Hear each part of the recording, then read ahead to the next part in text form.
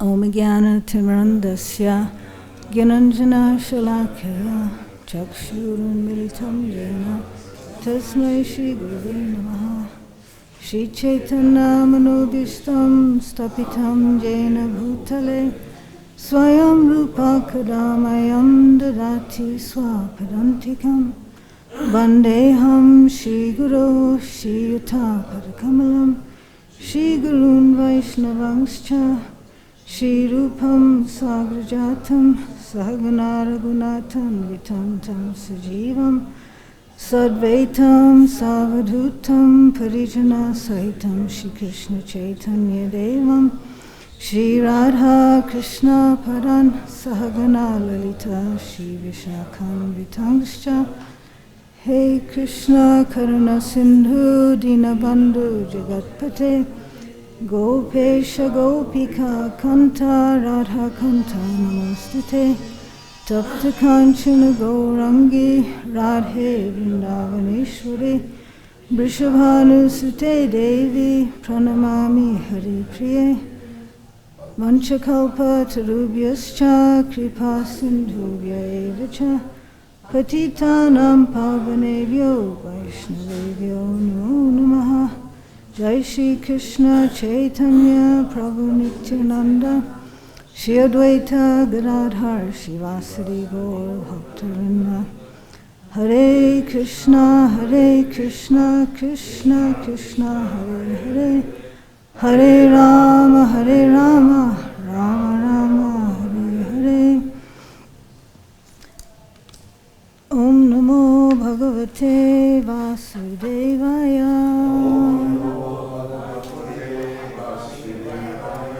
Om Namo Bhagavate Vasudevaya Om Namo Bhagavate Vasudevaya.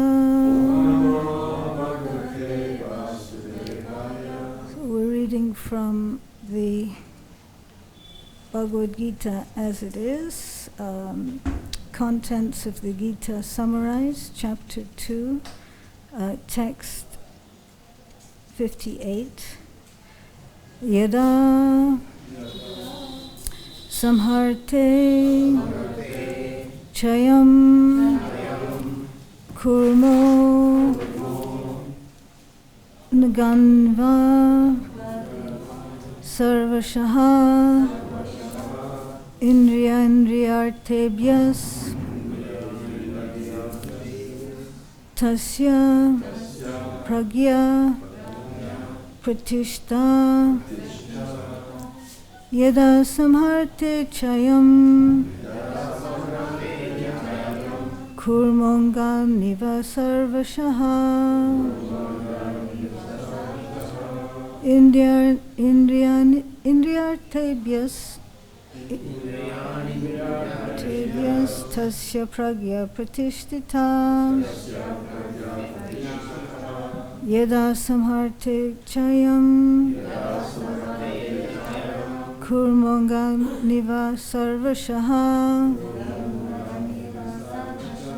indriyartebhyas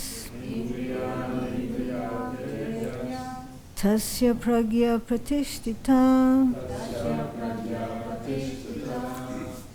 yada samharate chayam kurmo niva sarvashaha indriyartebhyas tasya pragya pratishtha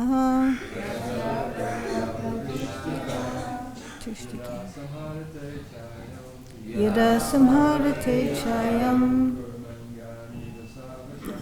kurmogagniva sarvashaha indriyartebhyas tasya pragya pratishtita yada samharate chayam Kurmognikniva sarvashaha. Indriya indriyartebhyas. Tasya pragya pratishtita. Ladies, gentlemen. Yada samharate chayam. Yada samharate chayam. Kurmonganiva sarvashaha. Kurmogniva sarvashaha. Indriyanindriyathebhyas. Indriya indriyartebhyas. Tasya pragya pratishtita. Tasya pragya pratishtita.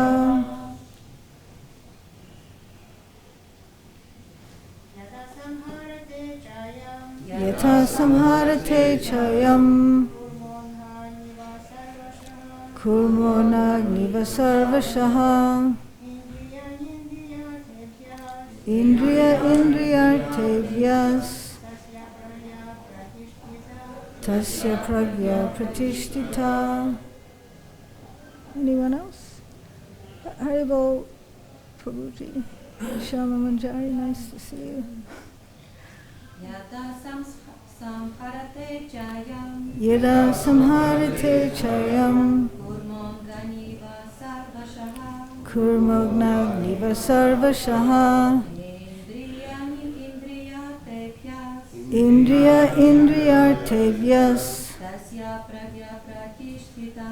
Tasya pragya pratishtita. Yada, when. Samharate, winds up. Cha, also. Ayam, all these. Kurma, tortoise. Angani, limbs.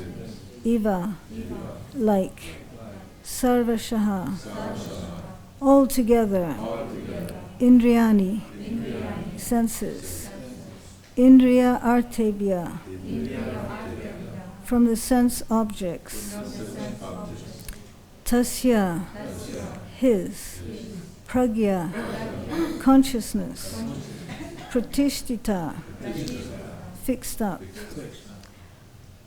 One who is able to withdraw his senses from sense objects, as the tortoise draws his limbs within the shell, it is to be understood as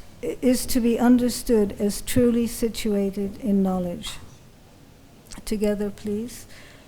One who is able to withdraw his senses from sense objects, as the tortoise draws his limbs within the shell, is to be understood as truly situated in knowledge. Srila Prabhupada's purport. The test of a yogi, devotee, or self-realized soul is that he is able to control the senses according to his plan. Most people, however, are servants of the senses and are thus directed by the dictation of the senses. That is the answer to the question as to how the yogi is situated. The senses are compared to venomous serpents. They want to act very loosely and without restriction. The yogi or the devotee must be very strong to control the serpents. Must be very strong to control the serpents like a snake charmer. He never allows them to act independently. There are so many injunctions in the revealed scriptures. Some of them are do-nots and some of them are do's. Unless one is able to follow the do's and the do-nots, restricting oneself from sense enjoyment, it is not possible to be firmly fixed in Krishna consciousness. The best example set herein is the tortoise. The tortoise can at any moment wind up his senses and exhibit them again at any time for particular purposes. Similarly, the senses of the Krishna-conscious persons are used only for some particular purpose in the service of the Lord and are withdrawn otherwise. Keeping the senses always in the service of the Lord is the example set by the analogy of the tortoise who keeps the senses within.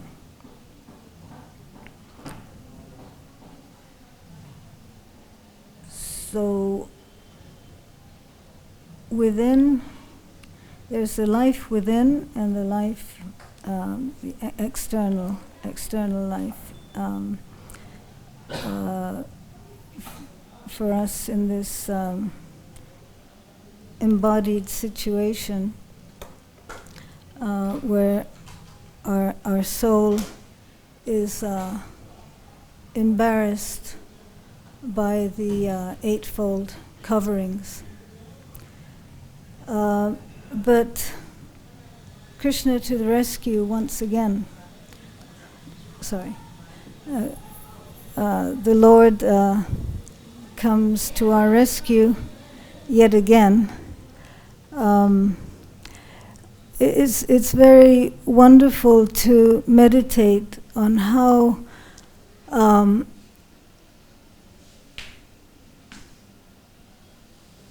Krishna is in reality our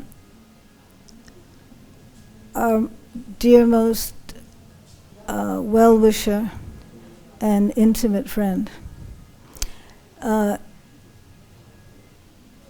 Being situated in illusion most of the time, we are generally forgetful of this. Would you agree, Prabhus?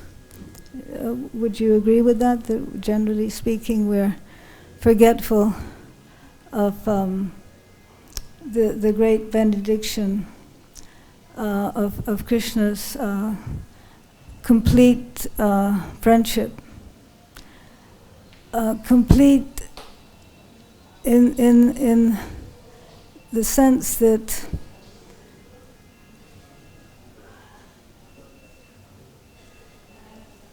since time immemorial, the living entity, or ourselves, we've always been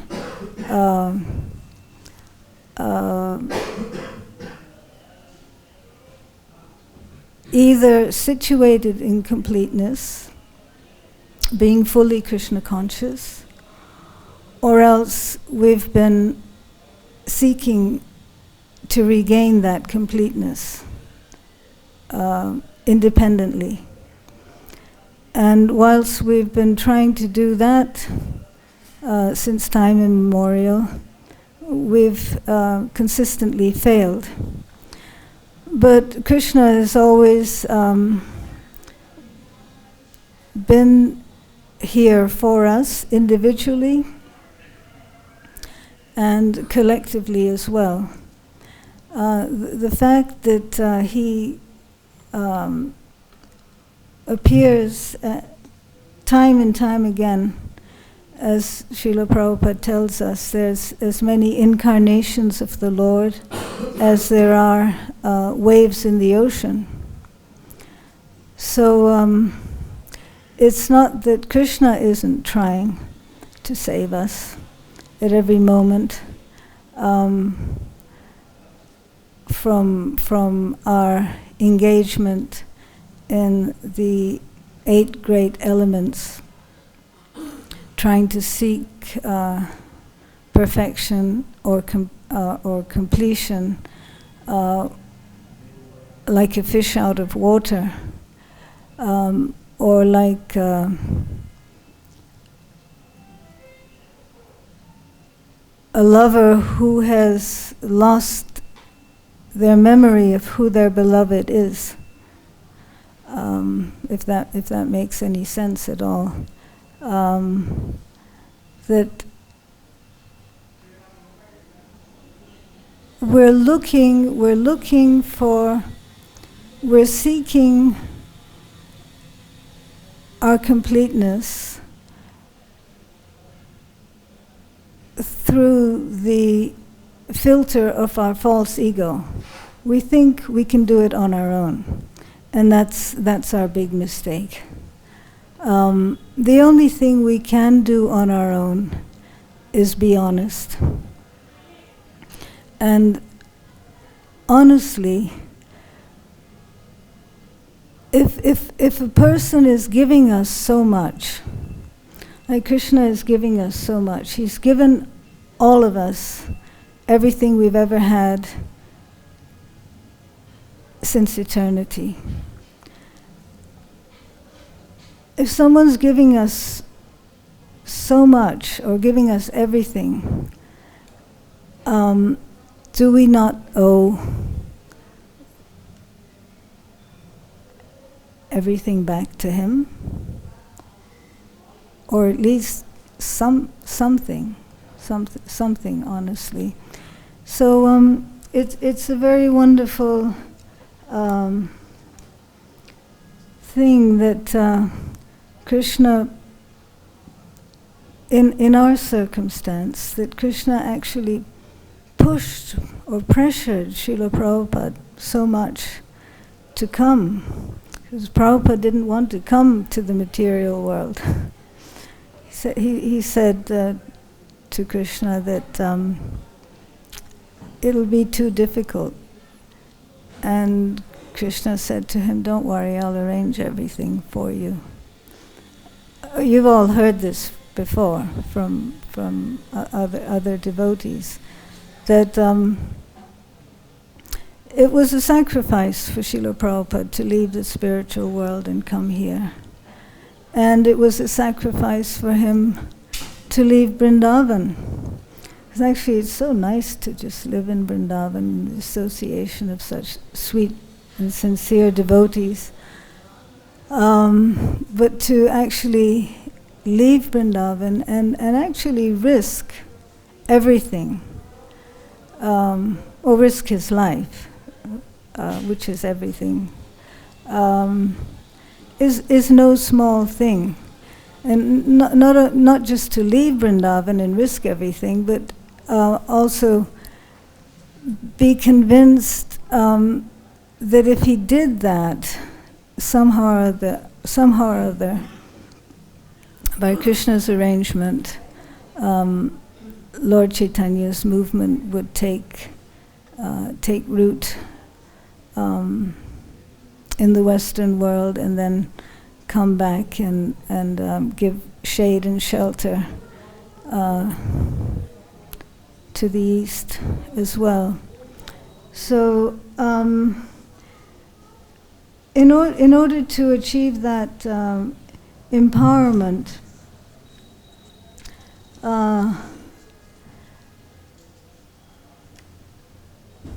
the soul has to be completely surrendered in every sense to Krishna's dictation.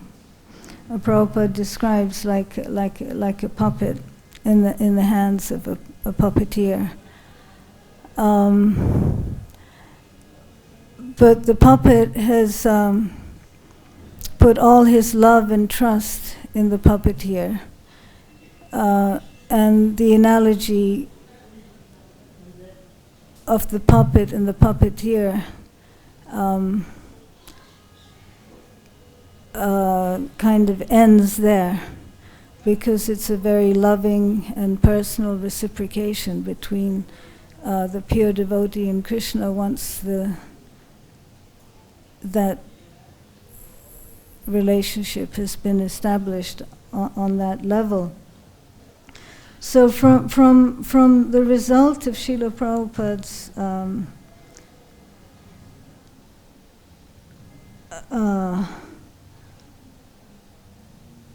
taking that risk, and those results we're experiencing throughout ISKCON daily, ISKCON and the greater ISKCON, the temples, and then the congregation and the devotees living outside. We're experiencing daily how Srila Prabhupada's Shakti is keeping this movement and the devotees alive and enthused. Because, to be honest, would anyone be here if it wasn't for their love for Prabhupada? Is there anything that is keeping us here other than our love and appreciation of Srila Prabhupada? Could anyone, does anyone have another reason for being here other than Srila Prabhupada? His books Oh, probably here. Yeah, All of us have books. Most of us got a book first. right. That's And Prabhupada. And Prabhupada said, I'm living in my books. If you want to know me, read my books. So, yeah, it's, and Srila Prabhupada is Sakshat Hari, non-different from Krishna, being Krishna's emissary or viceroy. So, the all-attractive servant of the all-attractive is keeping us moving in the right direction, back home, back to Godhead. Srila Prabhupada mentions in his purport that the senses are compared to venomous serpents, and they want to act very loosely and without restriction. And he's given the example that just like a child, if a child puts his hand in the fire, just because he's ignorant, it doesn't release him from the burn. He'll still get burnt. So in the same way, we can understand through experience or through hearing that if we allow any of our senses to go outside of engagement in Krishna consciousness, we get burnt by the fire of samsara. We don't experience the nectar that we experience by engaging our senses in Krishna consciousness. So this process is a very life-giving and joyous process when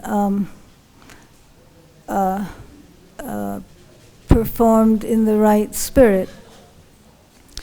So Prabhupada mentioned that he turned hippies into happies. And he was so happy to see the devotees happy, chanting, dancing, taking wonderful prasadam, associating with each other nicely. Prabhupada trained the devotees to live like that. And he's still convincing us that that's what we need to do. So it is our responsibility to make these connections with each other as devotees in whatever appropriate way according to etiquette, and make progress like that. When we would address each other, and still when we address each other, we call each other Prabhu. And many times questions are raised, well, it's Prabhu and Prabhus and Matajis. But the thing is that Prabhupada trained everyone to develop the mood of service, that everyone is my master, and I'm everyone's servant. And to live it in such a way that we don't exploit the situation, because after all, we're all part and parcel of Krishna, and if we hurt someone with any type of un-Krishna conscious behavior, then we're hurting Krishna, we're hurting our spiritual master. So we're here to give pleasure to Srila Prabhupada and to Krishna through all our activities, whether it's serving the deities, or trying to serve the deities, or reading Prabhupada's books, or our relationships with each other. Prabhupada, well, Krishna conscious society is so attractive in that all of the activities are so nectarian that when everyone's engaged in devotional service together without any ulterior motive, the only motive is the natural motive of connecting all our energies in such a way that we can make an offering to Krishna that he's pleased. And we can see that that's happening to such a wonderful extent in all of our temples. And yet there's definitely room for improvement. It takes a while to get to know family members. It takes effort. And after all, we all are part of Krishna's family. And we need to be introspective and, well, honestly introspective, which I know is not my habit, but I'd like to develop it, to see how we can better serve each other and better respect and appreciate each other's efforts in Krishna consciousness. And that way it'll be so much easier to for the mind not to escape, because after all, of all the senses, the mind is the chief. And it's the mind that has concocted this idea that we can enjoy, or we can be God, we can be the enjoyer, we can be the center of the universe. So by adopting a little bit of Srila Prabhupada's spirit of service, because if Prabhupada hadn't put all this effort into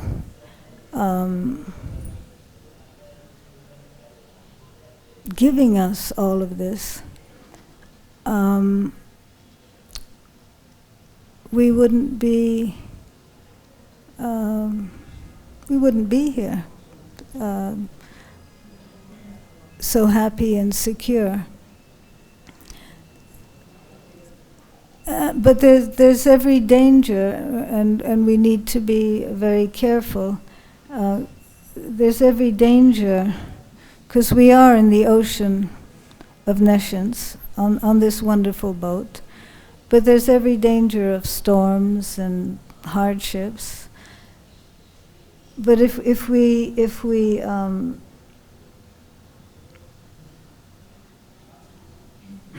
dedicate our consciousness to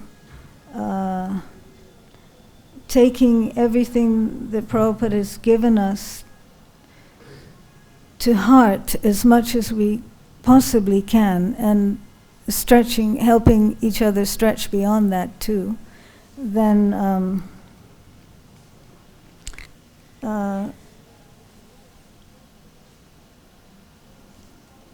things, our Krishna consciousness can only increase. So we have to be situated in knowledge in order to give up our affair with the illusory energy. Prabhupada gives the example that that Maya is like a prostitute, and the living entity is changing clothes, changing bodies, changing so many different bodies to enjoy the prostitute. So, and he also mentions so many times that the we're in a very precarious situation in the material world. The material world, like say for example the planet as a whole, that is in a precarious situation, but also just to be situated in this body and mind is such a precarious situation.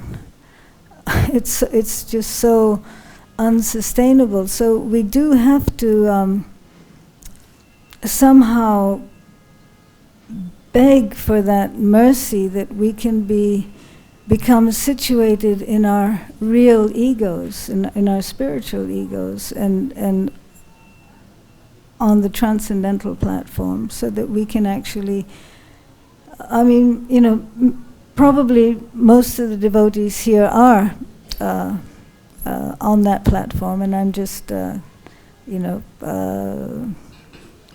revealing my fallen condition. But that's what we need to do in order to not have any taste for material engagement. And a lot depends on what kind of background we come from. Some of us come from backgrounds of societies that are just focused on sense gratification, and others come from more disciplined backgrounds. So, we all have our strengths and weaknesses, and it's very wonderful to see how to witness the dynamics of how, when we all come together in front of the deities or in front of the spiritual master, how things move forward towards pleasing Krishna. So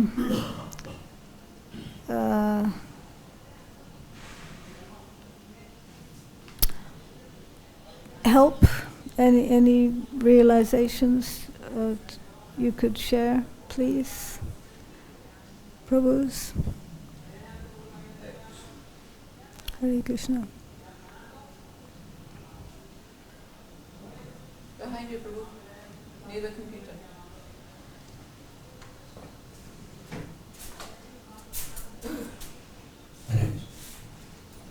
You were speaking that we should help each other and associate with each other and speak only about Krishna. But when we can associate with devotees, maybe we are speaking about Krishna. But once when we are alone, that time some demonic nature in our, from the beginning of our childhood or something, whatever is there, it doesn't go. It keep on disturbing. When you are with devotees, it's okay. But when you are alone, that disturbance always keep on disturbing. So how is that we can come out from that? Well,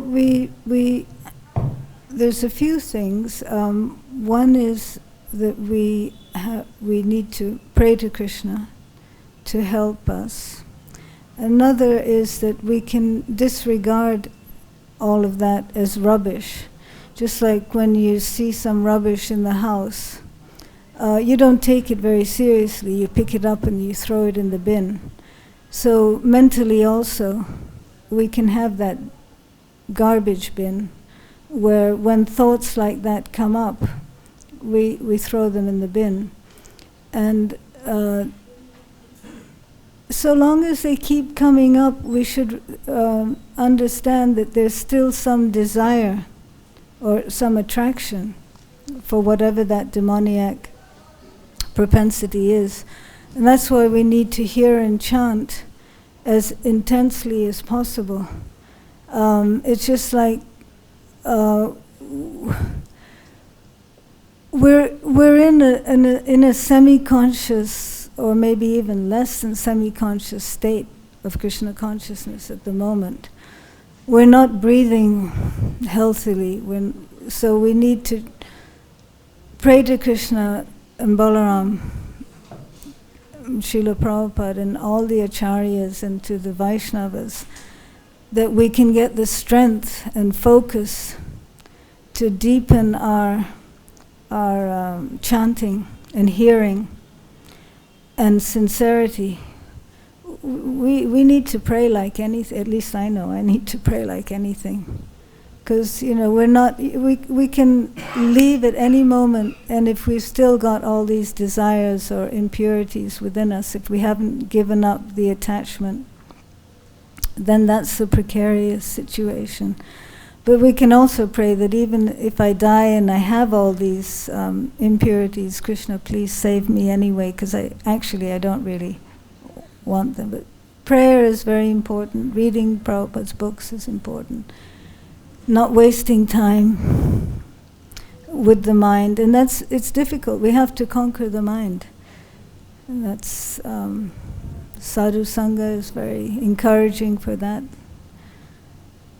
We have to. You see, almost 30 years I'm trying to chant and do everything, attend Bhagavad class, attend Bhagavad-Gita class. But as soon as I am alone, the demonic act, even though I am lamenting that whatever I am thinking that is not correct, even though I lament that from tomorrow I will try to control myself, but that controlling, I say that time is okay, but after some time when you are alone again, that things keep on coming. Well, you should have Prabhupada playing 24 hours a day, wherever you are. Never be alone. Never be without Prabhupada sound vibrators playing, because it's much harder for the mind to wander if you have Prabhupada playing all the time. I have this one. I always in the morning also come. I keep on chanting.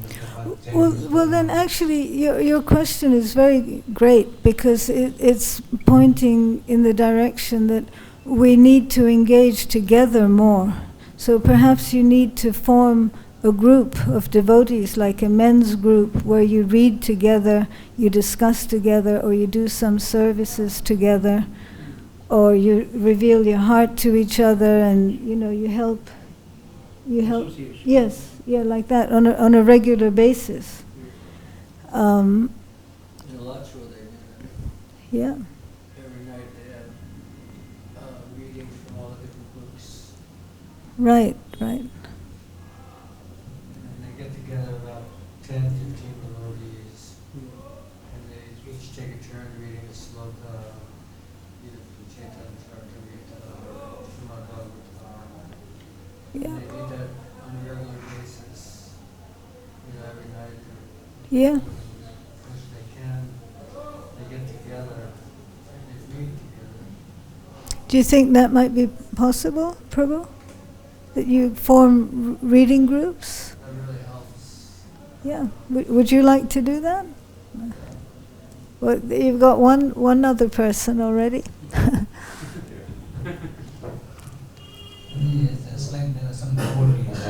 They have enmity. Even though if you go to them and ask forgiveness, but they don't want to listen and just no, I don't want to speak to you. You are a nonsense guy. You are this one, that one. So, and even though I recently 2 days back something happened, and I told Prabhu, this is my seva, I am doing that. But if you don't want to do yourself, what can I do? Then he got angry. Then some authority told him, oh, you complain myself, my authority was heavy on me, this is not good, this one. Yeah. I said, I don't have any enmity with you. Right. The next day, after Mangalati, I gave the essence to him, okay, you take this one. I showed him that I love you, but that person have hate in our heart. Not that I don't have hate, then you don't have hate. Why the behavior, from the behavior we can come to know. Yeah, it's so painful. It's so painful sometimes. But then also I try to go and convince by that person. So we have to keep trying. Krishna is doing that all the time in everyone's heart. Krishna is trying, and we're going. So you keep going. You keep going.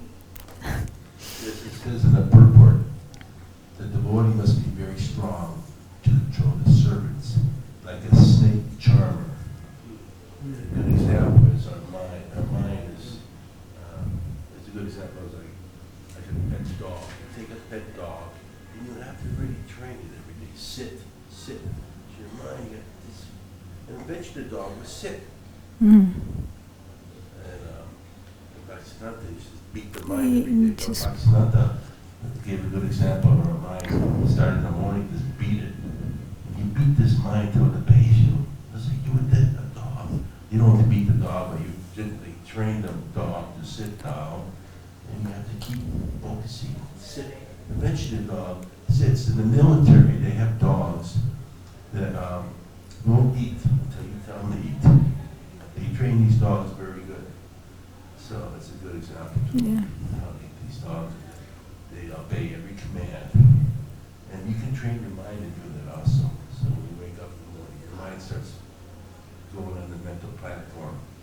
Take it back here. Focus on the mantra. And eventually the mind, it becomes control. It becomes your friend. If you stay on the mental platform for 30, 40 years, then that can be your friend at the time of death. It's going to be your enemy. So death can come at every time. And that mind must be controlled. And you have to beat it at night, beat it in the morning. Until it starts obeying you. And a good example is these military dogs. They're very, very trained. I mean, you put a plate of food in front of this dog, and he will not eat it until his master says eat. That's amazing. Because you can't be on the mental platform while you're chanting. That's how you sleep. There's Kalyani, and then there's a gentleman back there that. Hare Krishna, I would like to share that sometimes if you go for Harinam, and it's an ecstatic Harinam, or it's a very nice kirtan, you're going for sleep, everything what is in your mind is Hare Krishna, Hare Krishna, Hare Krishna. When you sleep, you also only hear this Hare Krishna, and your mind, he just becomes so steady just to listen this mantra. Yeah. Morning when you wake up, it's still, and it's just my suggestion, if you do all practice what is recommended by Srila Prabhupada, maybe sometimes you need to go for Harinam. Now it's organized some Harinams, you just need to join, because join Harinam, join Kirtan, just to be with the holy name. That's true. It will be trained, like Prabhu told, it will be trained by holy name, and you will go sleep with holy name. That's true. Oh, you make it sound so simple, Kalyani. Actually, it is Yeah. simpler. Yeah. It is. Yeah. You don't have to complicate it. True. But it is just True. by chanting and singing. Yeah, no, it's true. Absolutely. It's true. For your recognition, I just want to ask, how did you join to Prabhupada? Why you decided to join? Can you share? Because I don't know, so I'm just taking an opportunity to ask. Oh, You well. probably spoke it already, but it's interesting. I was suffering like anything. I was really suffering. I wanted love. You know, I wanted to love and be loved. Life just didn't make any sense. But as soon as I chanted Hare Krishna for the first time, you know, everything, I knew that was it. And then when I met Srila Prabhupada, then completely finished my material existence. But just by joining the Kirtan party, I joined in Marseille, in France. I joined the day I met the devotees. I joined, or tried to join.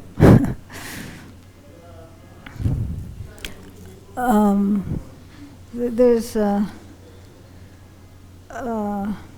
Prabhupada was saying the other day that how finer than the earth is water, and finer than water is fire, and finer than fire is ether, and finer than ether is the sky, finer than that is the mind, and finer than that is the intelligence, finer than that is the false ego, and finer than that is the soul. So it's a struggle for us to, at least for me.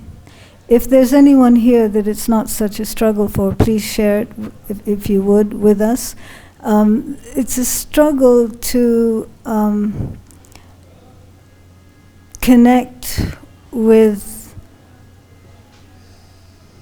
my Satchidananda identity. It's a struggle to keep remembering that I'm not this mind, I'm not these senses, I'm not this body. I'm actually spirit, soul. Could anyone share some help on that? I just wanted to say that Srila Prabhupada said that this, just a few words. That's nice, thank you. Yeah, he said, Srila Prabhupada said, as far as I remember, that, it was what? He said that,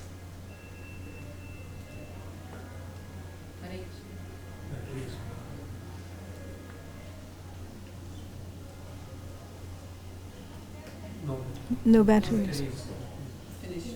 Loud. yeah, Srila Prabhupada said that spiritual life is not easy. I mean, it's simple, but it's not easy. Mm-hmm. So that's what Kalyani was speaking about. It's actually simple. You just chant. But it's not easy because you have to always push your mind. You should do this. You should bring your mind back. Mm-hmm. So in this way, it's not easy. So and also I heard very nice saying about the chanting that the actual chanting should come from the platform of the soul. Mm-hmm. That's I really like. Yeah. Yeah. Yeah, that's true. That's true. So, yeah. Right. If you would like to share your memorable moments with Prabhupada in this house. In Prabhupada's room. Okay, well, to be honest, I was always a little bit timid because there were always, the other devotees were older than me and much more qualified and in tune. But I remember one time before the Prabhupada's rooms were complete, the walls were still grey cement, and basically it was just a bare shell. But we had a kirtan in there, in Prabhupada's rooms, and I remember Swarup Damodar Prabhu Maharaj, he led the kirtan, and Jamuna was there as well, Prabhupada was there. And it was a wonderful kirtan. And that was the thing with Srila Prabhupada, that it didn't matter what the external situation was, but as long as he was there, everything was wonderful. Because his presence, and that presence, the more we remember Prabhupada, either, whether it's by reading his books or chanting, or the more we engage in the actual spiritual substance that Prabhupada has made available for us, Prabhupada's presence will be invoked more and more, and that's what we need. We need that. We need that because there's no one. We need to be eager to receive Srila Prabhupada's love and mercy. So it seems like we need groups of devotees to do services together, or to read together, and then from that reading group, develop services together. We need to connect more, because when a movement we become so big, it can become very impersonal as well, and we can focus on buildings and collecting more money and printing more books and this and that. We need to do all of that, but we do need more farms, by the way. Just thought I'd put that. But we need to connect. We need to connect. There's so much service to be done, and we need to get our spiritual health to optimum so that we can engage so many other people, because right now the leaders are engaging everyone. The leaders, the businessmen, the scientists are engaging everyone in destroying the planet and totally abusing Krishna's energy. It's happening right in front of our eyes. The planet's being destroyed, people are being destroyed. So it's our mission to stop that. So what would you suggest that the movement can do to be more in touch with the outside world so that they can begin to understand what the devotees are actually doing? Because it appears externally that there's politicians, there's all kinds of people, and they all seem like they're all happy, having a good time. And then all of a sudden there's a coronavirus and 15 million people are going to be taken out, possibly.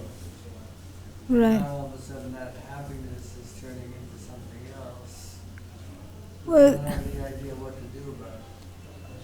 Well, yeah, we need to become stronger as a movement, purer as a movement, more connected to each other as a movement, and see through all that's happening.